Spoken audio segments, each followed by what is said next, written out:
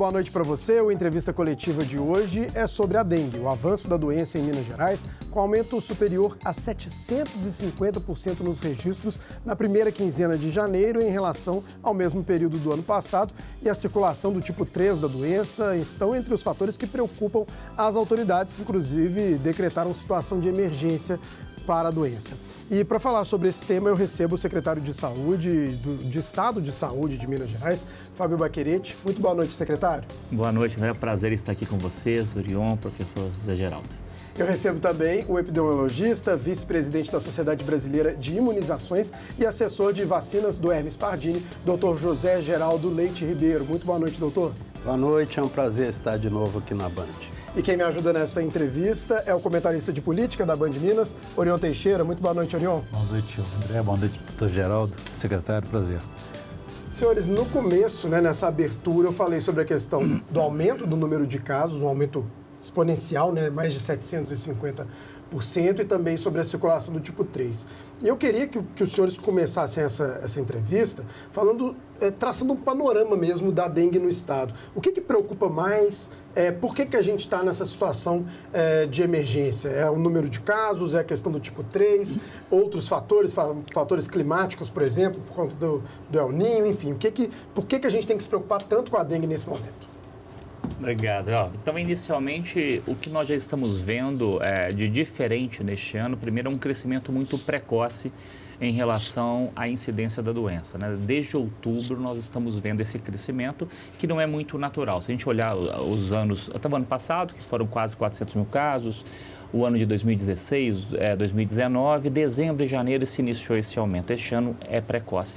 E por ser precoce, a nossa curva já está acima destes anos. Vamos falar de 16, que foi o pior ano da última década nossa aí, já está acima. Ou seja, isso pode ter a ver sim com a mudança climática, com o calor que nós tivemos aí, as ondas de calor que nós tivemos aí no final do ano, certamente. O que nos preocupa relacionado ao sorotipo 3, que tem mais de 10 anos que não circula aqui no Brasil, em nosso estado também, é que a gente sabe que os casos mais graves têm a ver com uma nova infecção a curto prazo de outro sorotipo. Então, isso pode gerar um aumento da gravidade da doença. Essa é a preocupação maior e por isso que as nossas ações estão muito vinculadas não só aos cuidados em casa, e a prevenção em relação à doença, mas também ao manejo. A gente chama de manejo clínico. O tratamento de dengue não é um tratamento complexo. Ele não tem antibiótico, ele não tem um tratamento específico que não seja inicialmente a hidratação. E a gente precisa que os nossos profissionais de saúde reconheçam os sinais de alarme precocemente, que hidratando a tempo, eu falo hidratando até a hidratação oral mesmo, com o próprio copo d'água, o soro de reidratação oral, isso muda muito o desfecho. Então, é a nossa preocupação no estado de 853 municípios, que todos possam ter um manejo muito adequado, que é o grande desafio. Nossos municípios muito pequenos. Doutor Zé Geraldo. Eu acredito que o secretário muito corretamente sinalizou o momento. Agora, eu que vivenciei a entrada do Aedes aegypti no estado, tenho duas grandes frustrações. Primeiro, nós não fomos capazes de mudar a postura da população. A fêmea do Aedes, ela pica no máximo 200 metros de onde ela nasceu. Então, a gente vê as pessoas, tem lote vago, tem... Não, ela está criando dentro da sua casa, na calha de chuva, na gavetinha da geladeira, no ralo. E nós estamos aí há quase 3 décadas tentando conscientizar as pessoas desse cuidado. Por que temos dengue e somos das regiões de maior incidência no mundo? Nossa incapacidade de transmitir isso para a população. A segunda frustração tem a ver com o que o secretário disse.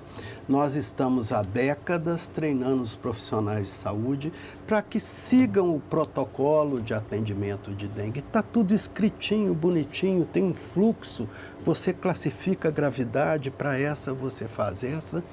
E entra ano, sai ano. Na última epidemia mesmo, por telefone, eu interferi em conduta de vários casos, que eu falo, não, a falta do retorno no 5º dia, porque a pessoa sente-se mal com dengue, febre alta, corpo ruim. Lá para o 5º dia ela fala, melhorei. passou a febre, melhora a dor de cabeça, é aí que o dengue se agrava. Então, se você não marca um retorno para essa pessoa, ou pelo menos a orienta muito bem, para nesse 5º dia você reavaliar a pressão, fazer o hematócrito, porque os colegas ficam muito preocupados com as plaquetas, né? O hematócrito, para ver se o sangue está concentrando. Entra ano, sai ano, né? Eu me considero um fracassado nesta questão de dengue, porque nós não fomos capazes de fazer esses 2 aspectos.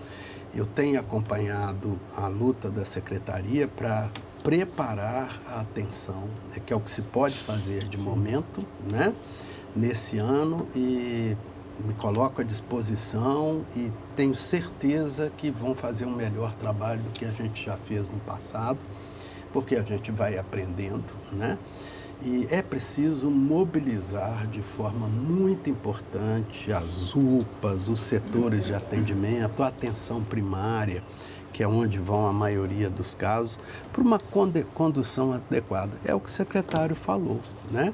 Dengue, no nosso meio, mata pessoas de 30 anos, de 32, de 35. É um escândalo, porque esse paciente bem conduzido, desde o início, é muito difícil dele vir a óbito por causa de dengue.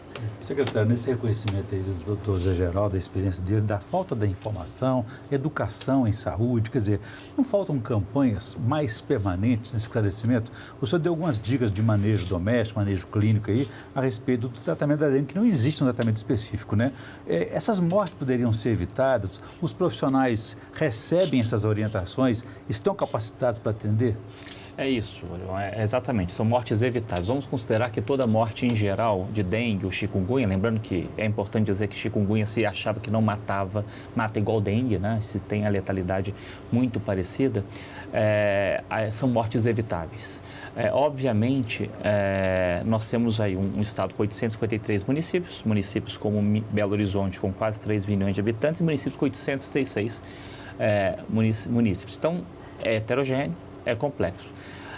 E a gente vem tentando fazer hoje, diferente do que o professor Geraldo na época dele tinha pouca tecnologia a favor, hoje nós temos muita tecnologia, nós estamos na busca da capilarização destes protocolos já estabelecidos. Mas o que a gente tem de fazer diferente, Orion? Além da gente estabelecer os protocolos de classificação, que basicamente é ABCD, é fácil entre gravidade e lá é muito prático em número de ml por quilo, né? Quanto de líquido cada um do paciente precisa ingerir, ou se for para uma hidratação venosa, isso é muito claro. Nós entendemos que boa parte também das mortes são evitadas, acontecem porque, dando um exemplo, um paciente cardiopata tem uma doença cardíaca, ele não pode receber muito soro. Então, é importante a diferenciação de cada caso. E dando alguns outros exemplos que nós temos. Na organização do sistema, eu enfrentei 2 grandes epidemias de dengue de 16 e 13, fui até coordenador de uma delas lá no Júlia Kubitschek, e uma coisa simples, né? No atendimento de dengue, você dá um copo de água para o paciente, ele já começa a hidratação ainda no atendimento. A gente faz um eritrograma, que é para ver aí a concentração de sangue, que fica pronta em meia hora. Então, isso mudou. A nossa letalidade era baixíssima no hospital, porque a gente fazia acompanhamento. Então, a gente sabe como fazer. E aí, qual que é o nosso papel agora? É que a gente fez um treinamento dos 853 secretários municipais de saúde na semana passada, uma live, e agora nós vamos em cada território não só dizer do protocolo, mas falar como se organiza o sistema de saúde. A gente percebe que muitos gestores municipais de saúde não têm o preparo adequado, não são nem profissionais de saúde, nem têm experiência com saúde, e eles precisam sim da gente ensinar. E o nosso papel como coordenador do cuidado, né, o coordenador de políticas públicas, que é o Estado, nós precisamos fazer isso. É o que nós estamos apostando para a gente ter uma letalidade em 2024 menor que das outros anos epidêmicos. E se isso acontecer, já podemos comemorar, porque o principal aqui é evitar mortes. É o principal foco nosso. Doutor José Geraldo, uma questão que me chamou a atenção, a gente estava até conversando sobre isso antes do programa. A dengue, historicamente, ela apresentava um comportamento de um ano epidêmico, seguido por anos com número de casos mais baixos, 2, 3 anos. E me parece que pela primeira vez a gente está com 2 anos consecutivos epidêmicos, 2023 e 2024. O que justifica isso? Por que a gente está nessa situação? E qual é o risco de ter 2 anos seguidos de epidêmicos? Né? Bom, a gente poderia dar uma resposta simples. O que justifica é que todos nós estamos criando Aedes aegypti dentro da nossa casa. Adotamos o mosquitinho, né? Uma resposta do ponto de vista da epidemiologia mais complexa é que num estado grande como Minas Gerais, você não tem uma epidemia no estado inteiro de uma vez. Tá? Então, em determinado ano, ela vai atingir mais o triângulo e tal. Não ocorreu lá no Nordeste com tanta intensidade norte. No ano seguinte, ela pula para outra região. Então, quando você vê o dado do estado como um todo, o que parece? Não, eu estou enfrentando a mesma epidemia o tempo todo. Então fica muito claro, mais claro ainda com chikungunya. Isso é muito claro, que você tem epidemias dentro do estado. E como está todo mundo criando mosquitinho dentro de casa, né? Que é o que acontece. Quando eu era da secretaria, era orientada a não falar isso não, né? Está jogando a culpa na população. Não é isso. Eu disse a nossa incapacidade de lidar com a população e mobilizá-la para enfrentar esse enorme problema de saúde pública. Então, na verdade, eu atribuo a isso. Você tem extensões territoriais muito grandes. Mesmo a região metropolitana de Belo Horizonte, você tem um ano que você tem uma incidência enorme na região norte, uma baita epidemia. No outro ano, quando você vê, está lá na região oeste. Então, na verdade, é uma somatória de casos. Quando você vê o estado, está lá 1 milhão e tanto. Né? Então, a principal razão, do meu ponto de vista, é esse. Mas, de fundo, quando a gente tem um problema muito difícil, a tendência é a gente driblar o problema. Né? Mas qual é o nosso problema verdadeiro? Nós adotamos o mosquitinho e ele é fantástico. Uma capacidade de adaptação aos materiais descartáveis, à altitude. Quando eu comecei a estudar Aedes aegypti, ele não prolifera acima, ele não prolifera em tal temperatura. Nós estamos vendo aí o Rio Grande do Sul tendo uma epidemia importante de dengue no ano passado, ou seja, ele está aprendendo a conviver com temperaturas mais baixas, com altitudes maiores, populações que eram um pouco virgens de infecção, né? Não tinham passado. Né? Eles viajam porque quando a fêmea bota o ovinho, ela já transmitiu o vírus. Aí ele vem grudado num pneu, que foi como Minas Gerais foi contaminado. Você transporta esse pneu, põe a céu aberto, a chuva cai, o ovo eclode, o bichinho já está contaminado. Ele nem precisa picar um doente para transmitir para o outro. Ele já nasce contaminado, né? Então, nós temos esse problema de fundo. Sim, eu não estou querendo dizer assim, então não. Não, tem jeito. Tem jeito como? Vamos evitar morte. Temos um novo recurso da vacina que pode dar a sua contribuição com o tempo, né? Porque não tem suficiente para vacinar todo mundo, ninguém tem. Então, nós precisamos nos mobilizar. Mas jamais esquecer que se nós estamos tendo dengue, se nós estamos tendo chikungunya, se Zika já causou os problemas que causou, é porque nós temos Aedes aegypti próximo das nossas casas. André, temos tempo para mais uma pergunta. Mais uma, vai lá. Secretário, que orientação só dá nesse manejo, digamos, clínico e mais específico a respeito das gestantes que forem infectadas por dengue, chikungunya ou zika? Há risco disso afetar o feto? Em que gravidade, em que dimensão? Existe algum serviço de referência a esse respeito? Sim, é importante a gestante. A gestante ser gestante é um fator de risco para a gravidade da doença, né? A gente sabe que a gestação gera algumas tendências de distúrbios de coagulação e sangramento, e obviamente é um fator importante da dengue, não só pela queda de plaqueta, mas também com outros fatores que podem gerar aí um sangramento aumentado. Então é importante as gestantes. No estado inteiro temos uma rede bem definida, com hospitais de alto risco e risco habitual para gestantes, que todas fazem um pré-natal. Febre, neste momento epidêmico de dengue, deve ser buscado sim um atendimento, inicialmente no posto de saúde ou na maternidade de referência, porque a dengue deve ser acompanhada. Só de ser gestante é um grupo de risco para a complicação de dengue, então as gestantes devem sim ficar atentos. Febre, nesse momento epidêmico do estado como um todo, deve gerar sim uma busca ou atendimento de referência. O uso de repelente é recomendado?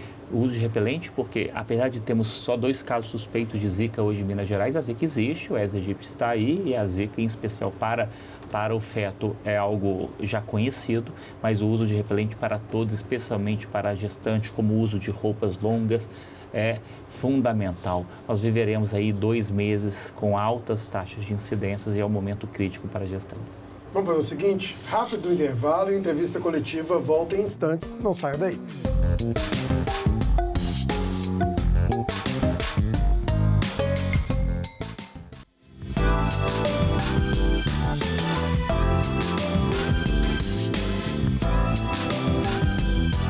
Estamos de volta com a entrevista coletiva, hoje sobre o avanço da dengue em Minas Gerais. Secretário, no bloco anterior, o doutor José Geraldo tocou no assunto crucial, que é a questão da vacina. A vacina começa a chegar em municípios mineiros, por enquanto em um público específico. Quais são os critérios para se definir quais são os municípios, também para definir quais públicos vão ser priorizados e qual a importância da vacina? Me parece uma questão bem objetiva. Primeiro temos que comemorar, né? Temos uma nova arma e talvez a que vai mudar realmente esse cenário de dengue daqui para frente. Ainda quem está produzindo, que é uma empresa japonesa, Takeda, não tem uma capacidade produtiva muito grande. Isso significa que numa população nossa tão grande como temos, não conseguiremos mudar esse cenário a curto prazo, mas já é o início. Então, Minas Gerais, assim como outros estados, vai receber sim, proporcionalmente Minas deve receber mais. Por que motivo? Os critérios são jovens de 10 a 14 anos, não é à toa, porque ou idosos ou os jovens são que geralmente complicam mais, mas os idosos não podem ser vacinados. Sim. E em municípios maiores, inicialmente acima de 100 mil habitantes, e que tenha uma incidência mais alta da dengue tipo 2. Por que tipo 2? É que os estudos demonstraram maior eficácia. Então, iremos pactuar em Brasília na próxima semana e a partir daí, em fevereiro, Minas Gerais já começa a receber, mas em termos gerais, Belo Horizonte, Contagem, Betim, Ipatinga, Uberlândia, Uberaba, essas cidades que têm incidência alta e têm população alta urbana, que é o foco, você já receberá a vacina. Seja como for, o efeito só para o ano que vem. São 3 meses de intervalo entre a primeira e a segunda dose, mas o efeito prático de imunidade, certamente para esse pico agora não surtiremos efeito e é uma população muito pequena. Doutor Geraldo, e essa outra medida de produção de mosquitos, né, que não transmitem a doença? Qual é a expectativa que o senhor tem a respeito dessa construção dessa fábrica, da biofábrica, né, e do efeito que isso possa trazer realmente? Quando nós começamos a tentar controlar o Aedes, a política era ir na casa da pessoa, né? Imagina uma cidade desse tamanho, você ir de casa em casa, não pode ter água nesse vasinho. Então, não deu certo, né? Ou a população faria, ou o Estado jamais conseguiria fazer isso. Então, foram pesquisadas novas armas. Uma delas é você infectar o mosquito de forma que ele não transmita mais a doença. Isso pode ser feito de uma maneira regional. Você solta mosquitos que não são capazes de transmitir a doença, contaminados, e ele vai contaminar os mosquitos daquela região.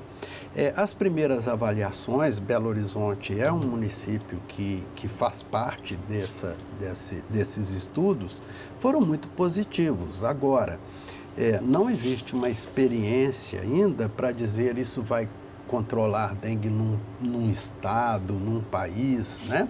Os bons resultados foram em regiões mais circunscritas.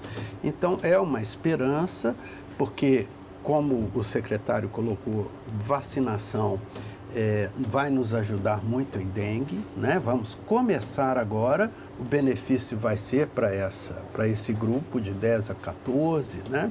No ano que vem nós devemos ter mais um produtor de vacina, esperamos que a vacina do Butantan esteja à disposição. Então, ao longo dos anos, nós podemos conseguir vacinar a população. Até lá, nós temos que controle. Lembrando, mesmo com a vacinação, existe chikungunya e existe zika. Nós não podemos esquecer do mosquito. E essas novas tecnologias podem contribuir para controlar essa população de mosquitos. Mas, na minha opinião, os estudos muito bem sucedidos, mas eu acredito que nós precisamos ampliar esse uso para ter uma certeza de que ele vai ter realmente um grande impacto em grandes territórios, né? Que é nosso problema, um país muito grande, um estado muito grande. Eu queria entrar em outra tecnologia, outra ferramenta, que é a questão dos drones, né, secretário, que vão ser utilizados até para mapear locais. Às vezes um terreno ali tem uma boa possibilidade de ter ali focos, enfim, os drones são utilizados para esse tipo de mapeamento, é para isso? Não só isso, mas em especial isso. O drone, ele hoje, os 853 municípios têm acesso ao drone, né? O recurso financeiro já foi ainda no ano passado, prevendo este ano. E é importante dizer, né? Porque aí não adianta a gente falar o professor Zé Geraldo está aqui, falar em agir da mesma forma durante tanto tempo e achar um resultado diferente, né? Tá aí, a Volbac é uma, a vacina está aí, mas o drone também é diferente. E aí ele mapeia, ele faz uma reconstrução do terreno e ele entende também ali, ele consegue calcular o índice de infestação do território. Então é muito interessante, que ele mostra para o município vai naquele bairro, naquela rua, porque ali o índice de infestação está mais alto. Então a gente não consegue, obviamente, em municípios maiores, garantir que a gente vai ao mesmo tempo em todas as regiões. Então ele classifica e dá esse ponto, mas ainda tem a cereja do bolo, né? O drone consegue jogar o larvicida com a margem de erro de 2 centímetros, que é isso aqui. Então, esse copo, ele consegue acertar. Então, se ele acha um local de difícil acesso, uma água parada ali em cima de um telhado, de uma calha, ou numa lona em algum lugar, ele joga o larvicida na quantidade do volume dali e consegue, então, proteger ali com o larvicida. Ou seja, nós temos aí uma nova ação que vai ajudar todos os 853 municípios e certamente vai diminuir o índice de infestação do Estado. Isso pela aquela situação de lotes abandonados ou fechados, que não se localiza nem o proprietário, não tem aquela situação de invadir ou não aquele local. Então, o drone supera essa dificuldade. Supera essa dificuldade de não ter ninguém em casa para abrir a porta, dificuldade porque o agente de endemia não consegue chegar até os telhados, né? Ele não sobe até telhado e a gente consegue, com isso, ter uma ação muito mais efetiva. Secretário, no curto prazo aí, nós estamos próximo do carnaval, né? Os hospitais da rede pública estão capacitados para esse tipo de atendimento? Que tipo de campanhas que a Secretaria estaria realizando? Porque vai aumentar muito o número de pessoas em circulação nesse período do carnaval. Sim, a expectativa são 5 milhões de pessoas aqui em Belo Horizonte, que hoje sofre muito com a dengue. A gente está vendo o carnaval muito como uma oportunidade de sensibilização, que o estado inteiro está com dengue. Até falar um pouquinho dos cuidados pessoais, como o uso de repelentes, mas falar também com os cuidados coletivos dentro da sua casa. Então, a gente está vendo o carnaval, uma forma da gente, junto aos blocos, isso foi pactuado entre o governo de Minas e os blocos, que a gente possa ter momentos de inserção para falar um pouquinho dos cuidados com o dengue. Então, a gente vê isso como uma oportunidade. Mas sim, os nossos hospitais, no plano de contingência com Belo Horizonte, então fizemos uma reunião, Secretaria Municipal de Saúde, eu conversei com o Danilo aqui do município, junto também com os hospitais da FEMIG, nós já abrimos leitos exclusivos no Eduardo Menezes e no Júlia Kubitschek e também no João Paulo II Pediátrico, e nós temos aí uma intenção, dependendo do plano de contingência, de abrir mais leitos na rede aqui de Belo Horizonte. Conversei hoje também com o Ministério para a gente ter mais apoio do Ministério, com mais recursos para esse plano de contingência, porque é curtíssimo, não dá tempo de esperar, né? Porque o nosso pico vai ser daqui 30, 45 dias, ou seja, não dá muito tempo para pensar, né? É uma ação muito imediata, mas sim, os nossos hospitais estão preparados. Ainda bem que dengue não gera tanta internação, geralmente são atendimentos ambulatoriais, mas é como o professor Zé Geraldo falou, é importante um acompanhamento, porque se esse paciente for atendido e depois não for acompanhado, dependendo deles, eles podem evoluir muito, muito mal. Então é por isso que essa organização com o município está sendo feita. Doutor, os dados divulgados assustam, né? Eu falei dos mais de 750% de aumento no primeiro semestre, na primeira quinzena de janeiro, e uma previsão de um pico até março com 400 mil casos. A gente está preparado para esse cenário Talvez assuste quem não acompanha o problema há muito tempo. Eu não me assusto em nada. Isso é esperado, é o que nós estamos plantando. Eu não vejo nenhuma surpresa, né? Como eu disse, os Aedes aegypti estão aí cada vez mais competentes. E nós temos que aprender novas formas de combate, como o secretário colocou. Então, não me surpreende. Talvez você se assustasse mais se eu dissesse a você que a função da vigilância epidemiológica não é conhecer o total de casos. É ter o quantitativo que te permita fazer isso que o secretário está dizendo. Olha, nós aumentamos, olha, nós vamos chegar lá. Porque eu acredito que isso aí é a pontinha do iceberg. Eu, como professor, na última faculdade que eu dei aula, ia à periferia de um determinado município, chegando lá um dia de manhã, 9 horas da manhã, tinha 40 pacientes com dengue. E mobilizamos, atendemos todos, ao final perguntei quantos foram notificados. Nenhum. Nossa, de fato assusta. A entrevista coletiva fica por aqui, passou muito rápido e eu agradeço demais a participação do epidemiologista, vice-presidente da Sociedade Brasileira de Imunizações e assessor de vacinas do Hermes Pardini, doutor José Geraldo Leite Ribeiro. Muito obrigado, doutor. Foi um prazer. Agradeço também a presença do secretário de Estado de Saúde de Minas Gerais, Fábio Baquerete. Muito obrigado, doutor. Obrigado, foi um prazer estar aqui. Valeu, Orion. Já falei quase Murilo, hein? Valeu, Orion. Até a próxima. Murilo. Tá de férias. Um prazer falar com vocês. E agradeço também a você aí de casa. Um ótimo final de semana. Você fica agora com o Jornal da Band.